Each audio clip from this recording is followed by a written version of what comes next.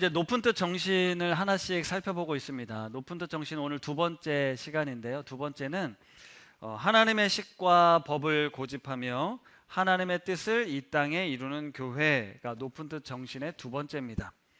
하나님의 식과 법을 고집하며 하나님의 뜻을 이 땅에 이루는 교회에서 높은 뜻을 영어로 God's will이라고 합니다. 하이위 윌이 아니고 God's will, 높은 뜻은 하나님의 뜻이다. 네, 저희는 이렇게 생각을 합니다. 그래서 하나님의 뜻이 도대체 무엇인지 그 뜻을 이 땅에 이루는 교회가 되고자 하는 정신을 가지고 이제 목회를 하고 있는데요.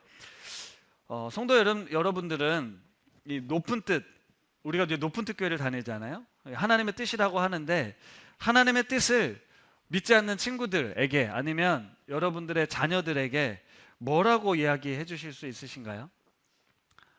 오늘 우리 하가 집에 가서 엄마 아빠한테 엄마 아빠 높은 뜻이 도대체 뭐야? 라고 물어보시면 우리 부모님들은 뭐라고 대답하시겠습니까?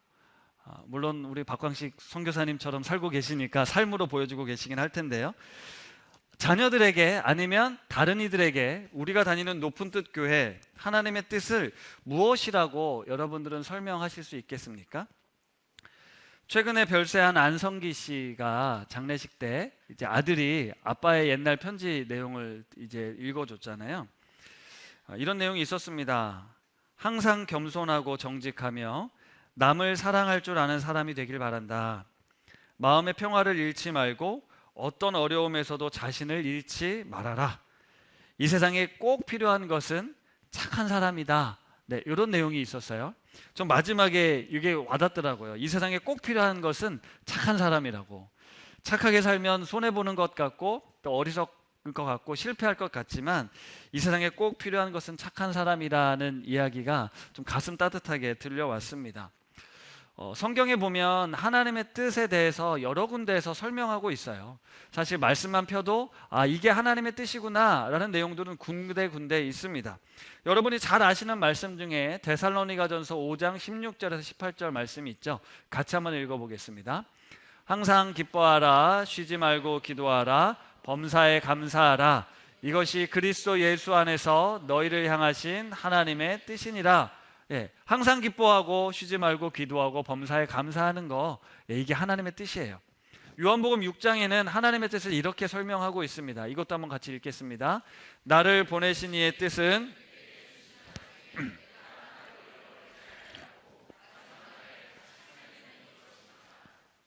내 아버지의 뜻은 아들을 보고 믿는 자마다 영생을 얻는 이것이니 마지막 날에 내가 이를 다시 살리리라 하시니라. 아멘.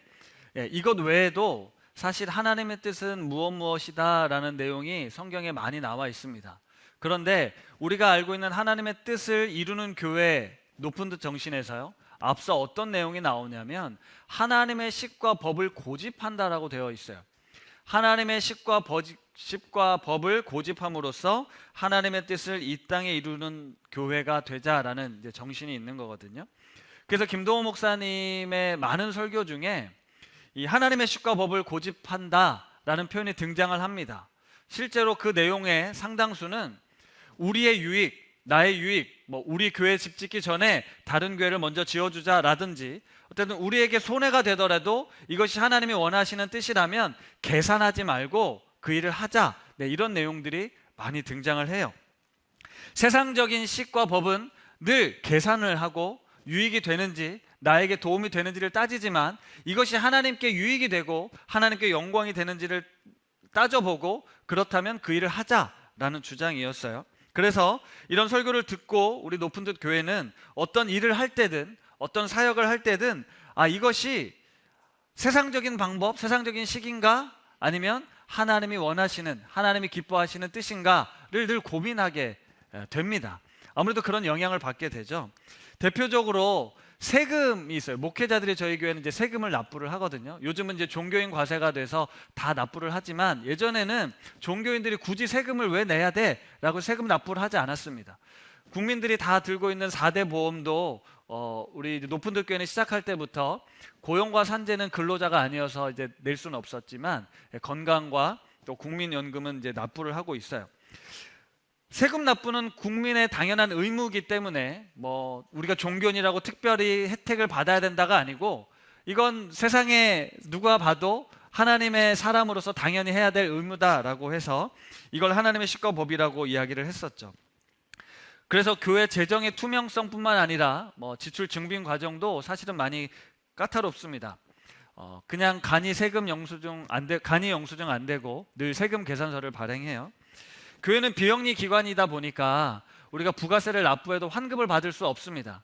다시 말하면 여러분들 뭐 사업을 하시다 보면 이제 물건을 사면 이제 부가세를 내고 나중에 환급을 다 돌려받잖아요. 근데 우리는 그렇게 하지 않거든요. 받을 수가 없는데 그럼에도 불구하고 항상 부가세를 납부를 합니다. 이제 상대방에서 그런 얘기를 하죠. 교회인데 이거 부가세 세금 계산서 발급하시겠냐? 우리는 발급한다고. 그럼 좀 의아해하죠. 그 왜 손해보는 짓을 하는가 싶습니다. 때로 큰 공사 같은 걸 할 때는 이런 유혹이 찾아와요. 10%를 안 내면 이거 상당히 많은 교회 재정에 도움이 될 텐데 라고 생각을 해도 우리는 그게 하나님의 식과 법이다 라고 해서 이걸 고집스럽게 밀어붙이고 있습니다. 손해보더라도 정직하고 그것이 마땅한 일이기에 이제 그렇게 하고 있는데요. 작년 넘어오면서 이 이제 헌금을 전자 기부금으로 이제 전환을 하고 있잖아요. 이런 것들도 다 투명하게 하려는 어떤 나라의 정책에 이제 발맞춰서 교회도 가는 것이기 때문에 우리 성도님들께 협조를 요청드리는 건데요. 하나님의 식과 법을 고집한다라고 생각해 보면 그건 괜히 뭔가 좀 어렵고 더 불편하고 실제로 나에게 좀 손해가 될 것 같은 때가 많아요. 이렇게 하면 교회 재정이 조금 더 도움이 될 텐데 라는 생각을 하게 된다라는 거죠. 그럼에도 남들이 봤을 때 미련해 보이는 이 방법을 우리는 고집합니다. 저는 그걸 이제 하나님께서 원하시는 식과 법의 십자가를 따르는 길이라고 생각을 하거든요. 우리가 조금 전에 읽었던 고린도전서 1장 18절 같이 한번 다시 읽어볼까요? 십자가의 도가 멸망하는 자들에게는 미련한 것이요 구원을 받는 우리에게는 하나님의 능력이다 라고 이야기를 합니다. 세상 사람들에겐 십자가의 도는 미련한 것이지만 우리에게는 하나님의 능력이라고 이야기를 하고 있어요.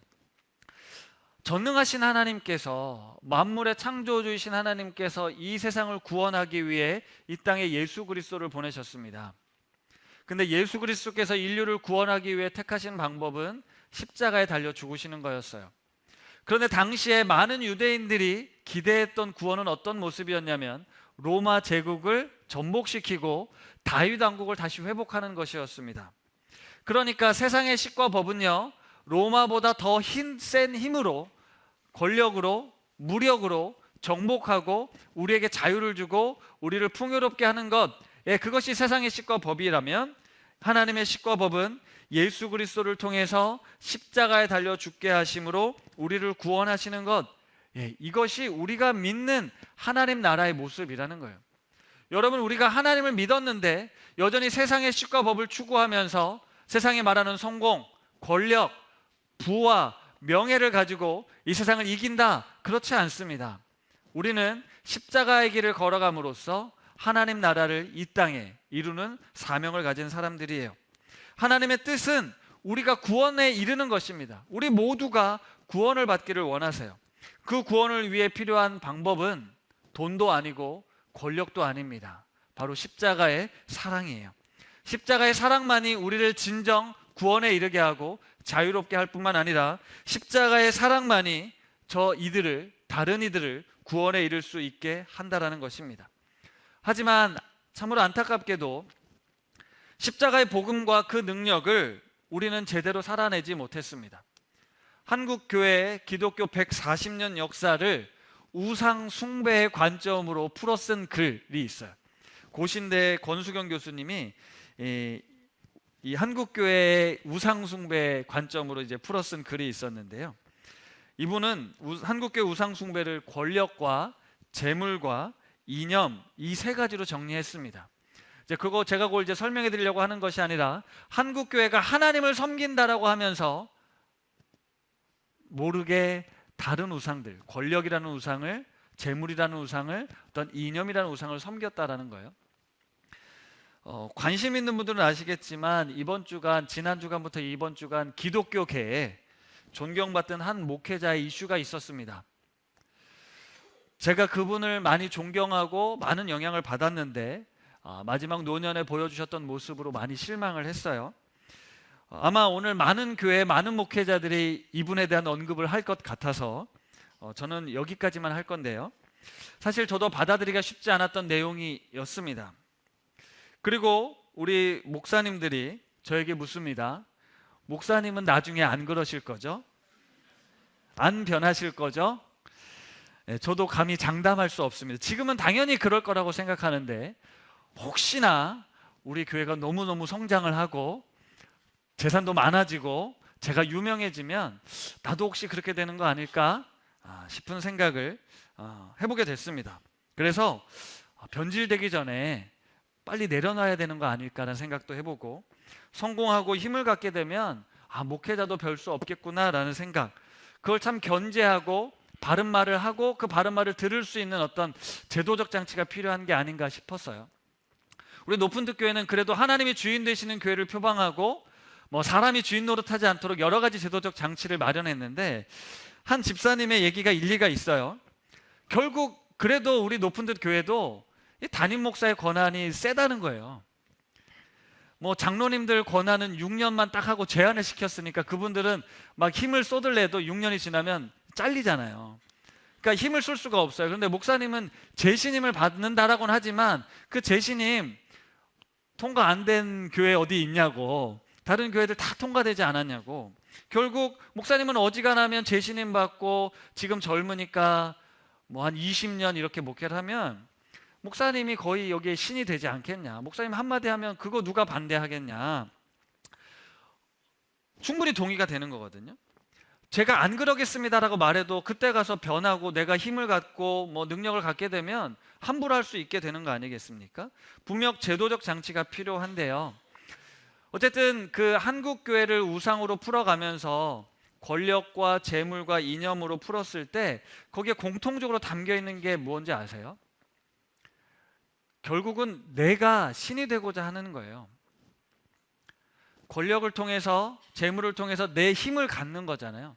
권한을 갖는, 신처럼 하나님처럼 되고자 하는 것이 바로 우상 숭배입니다. 내가 주인 되고자 하는 것. 하나님이 주인 되시는 교회를 표방하지만 결국 하나님의 이름을 들먹이면서 내가 주인 노릇하고자 하는 것, 내가 신이 되고 내가 주인이 되고 내가 마음대로 할 수 있게 되는 것, 그것을 꿈꾼다라는 거죠.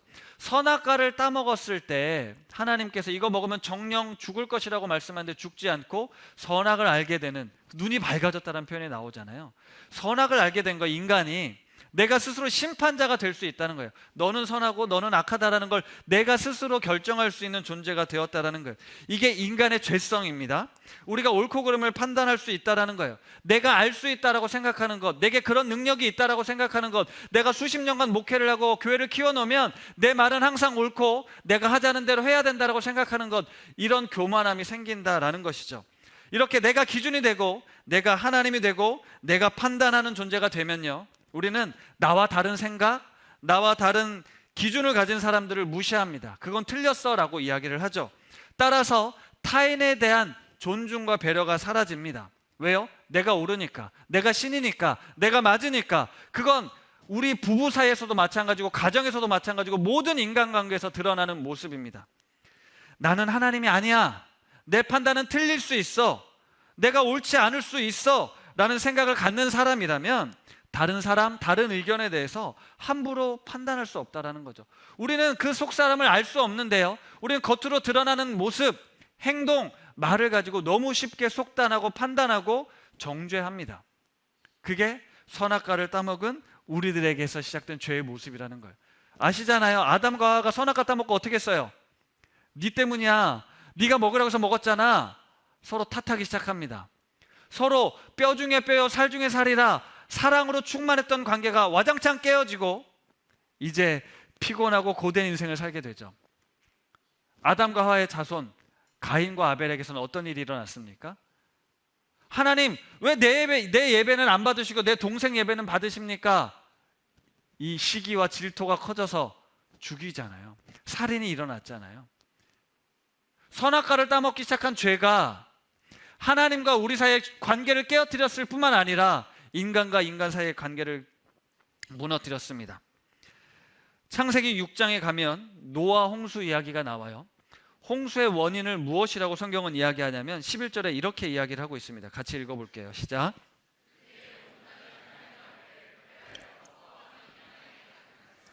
온 땅이 하나님 앞에 부패하여 포악함이 땅에 가득한지라 라고 이야기를 하는데요. 여기서 포악함을 국어사전으로 살펴보면 사납고 난폭하며 타인에게 위협이나 피해를 주는 행동이라고 기록되어 있습니다. 그러니까요, 아담과 하와가 서로 탓하기 시작하고 가인과 아벨에게서 살인이 시작된 이후 인류의 역사가 가면서요, 사납고 난폭하고 타인에게 위협이나 피해를 주는 행동이 가득하게 되었다라는 거예요. 하나님이 그걸 보고 너무너무 속상하셨던 거예요. 너무너무 가슴 아팠던 거예요. 하나님이 창조하신 세상은 사랑으로 아름답게 공존하도록 지은 세상이었는데 왜 이 세상에 악이 들어와서, 죄가 들어와서 서로 미워하고 분노하고 죽이고 멸망시키는 그 세상이 되었는가? 이것이 하나님이 너무너무 안타까우셨다라는 겁니다. 이처럼 인간에게 내가 하나님이 되고자 하는 순간 나와 다른 사람들을 내가 죽일 수도 있고 정죄할 수도 있고 비난할 수도 있다라고 하는 순간 우리는 타자가, 이웃이 사랑의 대상이 아니라 늘 평가의 대상으로, 비난의 대상으로, 경쟁의 대상으로 전락되어 버린다는 겁니다. 그래서 하나님께서 이 땅에 예수 그리스도를 보내셨어요. 예수 그리스도를 보내셔서 우리를 구원하시기 위해 하신 방법이 무엇이었습니까? 세상을 심판하러 오신 주님이 사실은 세상을 구원하기 위해 오셨다는 거예요. 정죄하고 비난하기 위해 오신 것이 아니라 그의 잘못을 다시 고치고 회복시키기 위해 오셨다는 거죠. 그렇게 사신 방법이 뭡니까? 십자가의 희생이었다고요. 죽는 일을 택하셨다고요. 하나님은 불의가 없으시니까, 죄가 없으시니까 모든 죄인들을 하나하나 다 심판하심으로써 세상을 공의롭게 하신 것이 아니라 스스로 죽으심으로써 그 사랑으로 이 땅에 하나님의 나라를 이루셨다라는 거예요. 하나님의 뜻을 이 땅에 이루기 위한 교회의 목적은 하나님의 뜻을 이 땅에 이루는 것입니다. 하나님의 십과 법은 십자가의 사랑이에요. 하나님의 십과 법을 고집하면서 이 땅에 하나님의 나라를 이뤄가는 것이 우리의 목적이에요. 그런데 교회의 목적은 많이 변질돼서 교회가 성장하는 것, 교회가 많은 재물을 가지는 것, 교회가 힘을 가져서 뭔가 영향력을 발휘하는 것, 이렇게 변질되어 버렸습니다. 많은 교회들이 부흥이라는 명목으로 결국은 성공과 성장을 추구했고, 성공과 성장한 목회자는 결국 변질되어서 내가 하나님인 것처럼 내가 옳다라고 주장하며 결국 우리가 추구했던 것이 돈이었구나, 권력이었구나 라는 이런 처절한 민낯을 보여주고 있어요. 잘못된 우상 숭배의 길을 걸은 것입니다. 그 결과가 어떻게 되었냐? 교회가 세상에 전혀 영향을 끼치지 못하고 오히려 세상보다 못한 곳이 되어버린, 손가락질 받는 곳이 되어버렸잖아요. 미국의 리처드 헬버슨 목사님이 이런 이야기를 했습니다. 되게 유명한 이야기인데요. 한번 제가 읽어드릴게요. 교회는 그리스로 이동해 철학이 되었고 로마로 옮겨가서는 제도가 되었다. 그 다음에 유럽으로 가서 문화가 되었다. 마침내 미국으로 왔을 때 교회는 기업이 되었다 라는 내용이 있습니다.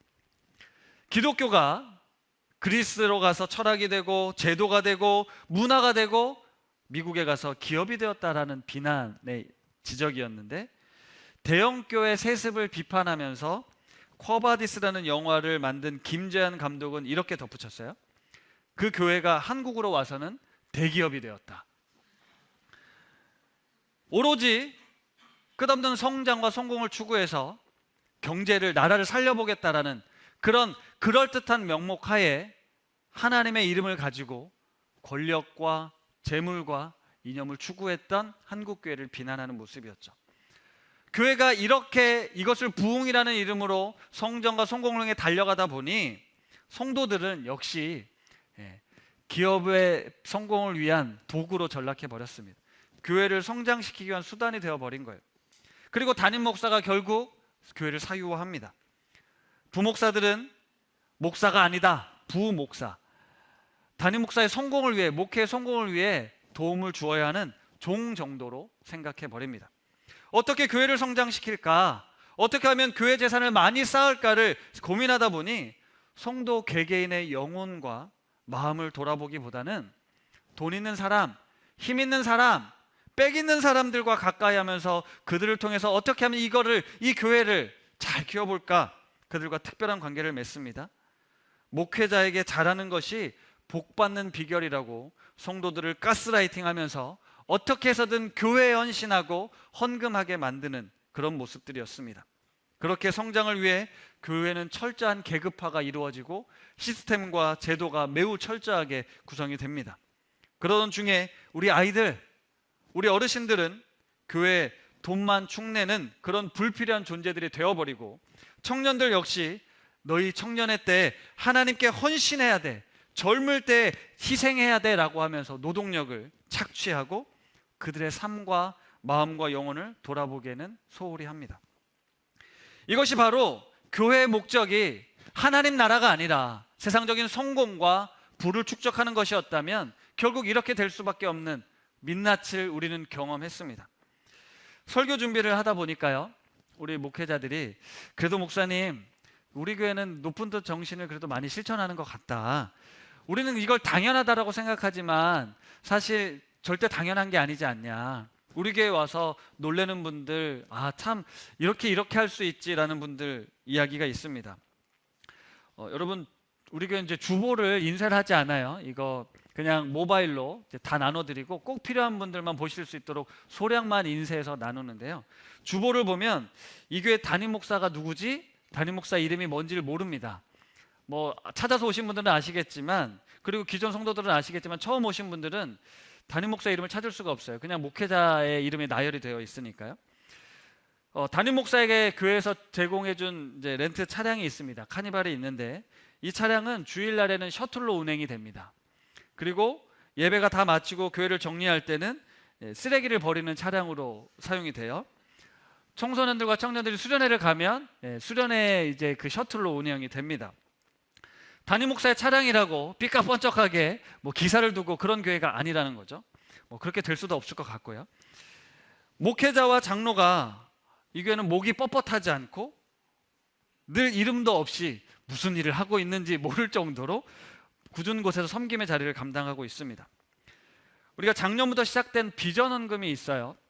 이 비전 헌금은 목적 헌금인데 우리 청소년들과 청년들을 위해 사용되는 헌금입니다.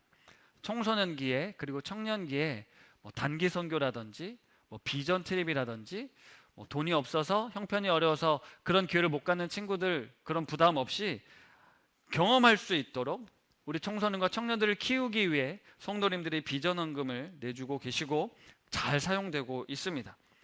심지어 누리마당 한 공간은 꽤 넓은 공간인데 청소년들을 위한 쉼터로 지정이 되어 있어요. 그래서 아무도 들어갈 수가 없습니다. 청소년들만 들어갈 수가 있어요. 주일날 매우 좋은 공간을 아이들에게 주는 거예요. 일반 가뜩이나 교회가 공간이 없고 뭐 사용 공간이 없는데 중요한 공간을 청소년들을 위해서 준 거잖아요. 보통 교회를 가면 뭐 당회실이 있고 뭐 권사님들 방이 있고 뭐 여러 가지 그런 방들인데 우리는 죄송하지만 그런 방은 없는데 청소년들을 위한 쉼터가 있다라는 거예요. 이게 우리 교회 연약한 자들, 뭔가 좀 도움이 필요한 자들이 무엇일까? 특별히 우리 교회가 이 청소년과 청년들에 대한 관심을 이렇게 표현을 하고 있는 거잖아요. 목회자들은 새 가족이 등록을 하면 다 같이 신방을 합니다. 효율적으로 따져보면 새가족부 담당이나 담당 교구 목사만 신방을 해도 전혀 문제가 되지 않겠지만 우리 교회에 찾아온 한 영혼을 귀하게 여기는 마음으로, 그리고 성도님께 우리 교회에 이런 목회자들이 있다, 이런 목사들이 있다는 것을 알려주기 위해서 어렵지만 다 같이 신방을 하고 있어요. 한 달에 한 번씩은 김밥데이를 하고 있습니다. 이 김밥데이를 하는 이유는 김밥이 좋아서가 아니라 한 달에 한 번 식당 봉사하시는, 늘 수고하고 애쓰시는 분들이 좀 쉼을 가질 수 있도록, 우리가 조금 불편할 수 있지만 한 달에 한 번은 김밥을 먹음으로써 뭐 식사 비용도 좀 줄일 뿐만 아니라 봉사자들이 조금 쉴 수 있도록 그렇게 배려를 하고 있어요. 올해 제가 안식년을 맞아서 담임 목사의 안식년을 어떻게 보낼까 그것만 고민하는 것이 아니라 성경에 나와 있는 이 안식년을 오늘날 우리 교인들은, 우리 성도들은 어떻게 누릴 수 있을까? 어떻게 하면 우리 성도들에게도 그 필요한 안식을 누릴 수 있게 할 것인가를 고민하는 교회, 이게 우리 높은 뜻 우신교회예요. 교회의 성장이나 성공만을 추구한다면 생각하지 못했을 요소들이죠. 하나님의 뜻을 이 땅에 이루기 위해서 하나님의 식과 법을 고집한다라고 했을 때 우리는 많은 생각들을 할 수 있지만 사실 아주 작고 별 볼 일 없어 보이는 것들에서도 하나님의 뜻을 이루기 위한 노력들이 필요하다라는 말씀을 드리는 겁니다. 사람에 대한 존중, 저는 이것이 필요하다고 생각하거든요. 하나님이 우리를 구원하길 원하실 때 우리를 통해 이 땅의 구원을 이루기 위한 것은 우리가 믿지 않는 사람들 아니면 우리 주변의 이웃들을 어떻게 대하느냐, 어떤 마음을 품고 관계를 맺느냐가 참 중요하다고 생각합니다. 서강대 철학가 강영한 교수님이 믿는다는 것이라는 책에서 믿음은 믿음의 내용과 믿음의 내용을 수용하고 그렇구나 라고 수용하고 그렇지 라고 인정하는 것을 넘어서 삶의 방식의 변화를 가져온다라고 이야기를 합니다. 믿는다는 건 결국 삶의 방식의 변화를 가져오는 건데요, 우리식으로 하면 믿는다는 건 하나님의 식과 법을 따르는 삶을 산다라는 것이에요. 그렇게 초대교회 그리스도인들의 삶은 믿음이 들어온 이후 자기 중심적 인생에서 공동체적인 삶으로 타자를 생각하는 삶으로 변화가 되었습니다. 삶의 방식이 바뀐 거예요. 오로지 나의 생존, 나의 성공, 어떻게 하면 로마의 속에서 우리 가족을 지킬까가 아니라 우리 믿음의 공동체, 고통받고 어렵고 신음한 이들을 돌아볼 것인가, 그렇게 타자를 생각하는 저 사람도, 저 종도, 저 여인도, 저 고아도 하나님의 형상 따라 지음받은 사람들이야, 살만한 가치가 있는 사람들이야, 그들을 돌아보고 그들을 한 공동체의 일원으로 받아들인 것, 이건 하나님의 식과 법을 고집하면서 생긴 일이었다라는 거죠. 높은 뜻, 하나님의 뜻, 그러면 우린 자꾸 뭔가 거창한 걸 생각해요. 뭔가 대단한 거, 어려운 거, 힘든 걸 우리가 세내야 된다라고 생각하는데요, 그렇지 않습니다. 자랑할 만하고 드러낼 만한 것이 높은 뜻이 아니에요. 만약에 그런 높은 뜻이면 자꾸 우리는 무언가 큰 프로젝트를 생각하게 되죠. 다른 교회에서 하지 않았던 이런 일들을 우리는 하고 있어, 우린 높은 뜻 교회야, 이렇게 자랑하려고 사역을 하는 게 아니라는 겁니다. 높은 뜻은요, 지극히 평범한 매일의 우리 일상에서 드러나야 되는 거예요. 하나님의 뜻은요, 하나님의 식과 법을 고집하는 건요, 여러분의 가정, 여러분의 직장, 여러분의 자녀들, 여러분의 친구들과의 관계 속에서 드러나야 되는 거예요. 하나님을 사랑하는 것에서 그 사랑이 나를 변화시켜서 이웃을 사랑하는 삶으로, 그게 친절함이죠. 배려하는 거예요. 존중하는 거예요. 우리 아파트의 경비 아저씨, 이 학교의 경비 아저씨, 청소하는 분들, 우리가 함부로 대할 수 없는 이들을 바라보는 겁니다. 남을 함부로 대하지 않는 모습, 이게 아무것도 아닌 것 같죠? 그렇지 않다라는 거예요. 그 작은 친절이 누군가를 구원한다라는 거예요. 작은 섬김이 그 영혼을 살린다라는 거예요. 여러분의 가족들에게 하고 있는, 변하지 않는 것 같지만 끊임없이 하고 있는 이 작은 섬김들, 그것이 바로 하나님의 나라를 세워가고 있는 그 현장이라는 사실을 놓쳐서는 안 됩니다. 놓쳐서는 안 돼요. 이게 무슨 의미가 있어? 이게 무슨 가치가 있어? 라고 생각하는 여러분의 평범한 일상에 우리는 하나님의 십자가의 길을 따르면서 하나님의 뜻을 이루어가고 있는 거예요. 대한민국 최고령 철학자, 기네스 공식 인증 현존 인류 최고령 저자라고 설명되어 있는 김영석 선생님 아마 아실 겁니다. 107세인데요. 최근에 김영석 100년의 유산이라는 책을 또 쓰셨어요. 제가 이제 그 책을 봤는데 엽서가 하나 들어있더라고요. 엽서를 읽고 제가 또 감동을 받아서 가져왔습니다. 엽서, 본인이 직접 쓴 글인 것 같은데 제가 읽어볼게요. 서로를 사랑하되 스스로를 잃지 마십시오. 세상이 거칠어도 마음만은 자유로워야 합니다. 작은 친절이 큰 평화를 이루고 겸손한 마음이 사람을 더욱 빛나게 합니다. 삶은 혼자가 아닌 함께 걷는 길입니다. 조금 더 따뜻하게, 조금 더 다정하게 우리의 하루가 인간다운 온기로 물들기를 바랍니다. 2025년 11월에 김영석, 이렇게 써 있는데요. 서로를 사랑해야 된다라는 그 말씀에 순종하다가 스스로를 잃어버려서는 안 된다라는 것도 이야기를 해요. 세상이 거칠어요. 우리가 아무리 애쓰고 하나님의 식대로 산다 해도 변하지 않는 것 같아요. 그래도 우리의 마음은 이 하나님 안에서 누리는 자유를 가지고 그 삶을 살아야 된다는 거예요. 작은 친절이 큰 평화를 이루고 겸손한 마음이 사람을 더욱 빛나게 한답니다. 100세를 산 철학자의 이야기예요. 그런데 우리가 살다 보면요, 그게 아닌 것 같은 그런 한계에 부딪힐 때가 있잖아요. 나의 작은 섬김이 무슨 의미가 있겠어?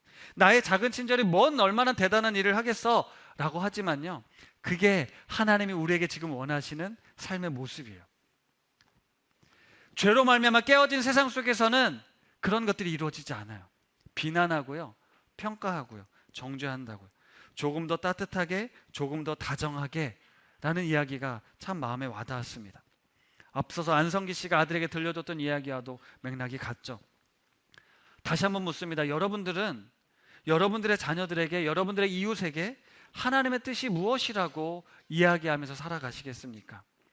혹 부자가 되고 성공하고 나를 드러내는 것, 그게 하나님의 영광을 위한 일이야. 하나님의 뜻은 하나님의 이름을 높이기 위해선 권력을 가져야 하고 재물을 가져야 하고 이념을 바로 가져야 돼 라고 이야기하시겠습니까? 마치 하나님을 위한 것처럼 하나님의 뜻이라는 그럴듯한 포장지로 감추고 있지만 결국 내가 그거를 쟁취하고 내가 누리고 내가 신이 되고자 하는 우리의 욕망이 있는 거 아닌가요? 우리 자녀들에게, 우리 이웃들에게 그것을 하나님의 뜻이라고 이야기하시겠습니까? 그렇지 않습니다. 여러분, 하나님의 뜻은, 우리를 구원하기 위한 하나님의 뜻은 무엇이냐면 우리가 하나님의 형상대로 지음받은 것이라는 걸 알려주는 것이에요. 여러분, 우리가 태어날 때요, 여러분 자녀들이 태어났을 때 그 경이로움 기억하십니까?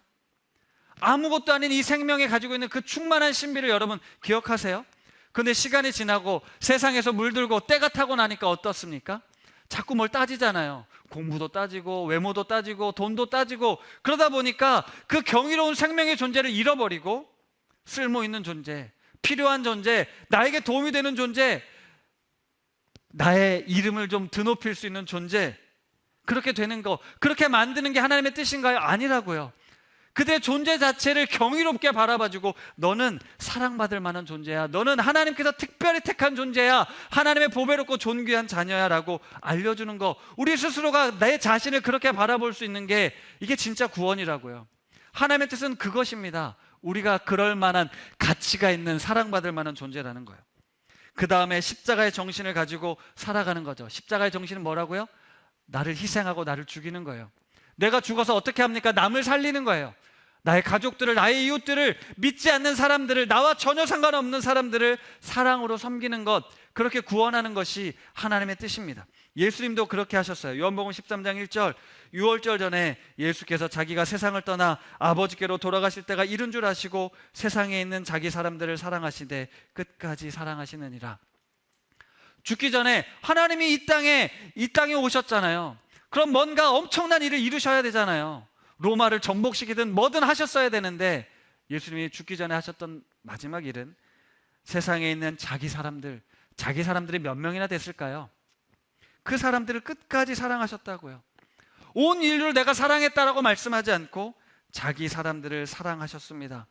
여러분 곁에 있는 사람들을 끝까지 사랑하는 것, 그것이 주님께서 하셨던 일이고 지금 저와 여러분들에게 주시는 말씀이에요. 말씀을 마무리하겠습니다. 하나님의 식과 법을 고집하며 하나님의 뜻을 이루는 교회, 높은 뜻 교회를 다니면서 수없이 들었던 이야기입니다. 그리고 제가 목회를 하면서도 그런 유혹이 있죠. 뭔가 그럴듯한 멋진 뭔가를 해서 이름을 좀 내보면 좋겠다. 그 내면에는요, 결국 인간의 욕심이 담겨져 있어요. 우리 교회가 다른 교회가 하지 않는 정말 한국교회 자랑할 만한 일들을 하자, 그런 것도 하고 싶습니다. 우리 마음만 정직하다면요. 그런데 오늘은 조용히 우리의 평범한 일상에서 하나님의 뜻을 이루는 삶을 살자고 도전하고 싶습니다.